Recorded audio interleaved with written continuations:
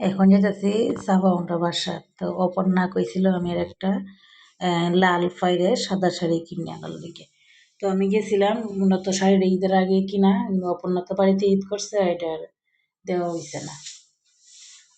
তো শাড়ি লইয়া গিয়ে দেখি আমার দুই বোন আছে, যে বোনের জাল আছে, এরা সবাই মিলে অন্য আলাপ করতেছে। তো আমি শাড়ি নিয়ে গেলাম, এটা সবাই শাড়িটা দেখতেছে, খুবই পছন্দ হয়েছে, আমরাও একটা করে কিনলাম। কত পছন্দ ভালো আছে, শাড়িটা সুন্দর আছে। মানে তিনজনই কইতেছে যে যারা যারা তিনজন বয়স, অপর্ণা তো শাড়ি ইটে। তো আমি কইছি আমি একটা কিনবো, আমি তবে আরো পরে পরে এরা কইছে সামনে পয়লা বৈশাখ, তো আরো পরে কিনলে দাম নিব গা, আগে আগে কিনলে সস্তা কিনন যায়। আমি দেখি কোন সময় কিনি। সাফা মনে কইতেছে আমার লাগে কিছু কিনছো না, আমার লাগে শাড়ি আনছো।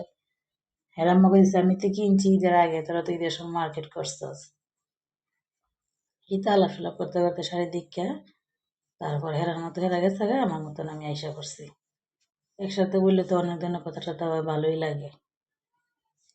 তারপর অপর্ণা একটা ব্লাউজ বাড়ি করছে, যে এই ব্লাউজটা ম্যাচ হইতো না, আমার খুবই সুন্দর হয়েছে ম্যাচ। একদিন পরলে পরবে, না পরলে আমার ব্লাউজ কেনার কি দরকার। এটাই দেখতেছি বৈশা বৈশা। এখন তো অপর্ণা শুকায় গেছে, কারণ ব্লাউজ একটু লুজ হইব, আগে ফিটিং হইতো। তো ব্লাউজটা শাড়ির সাথে সুন্দর ম্যাচ হয়ে পড়ছে, এটাই দেখতেছে আমার বইনে।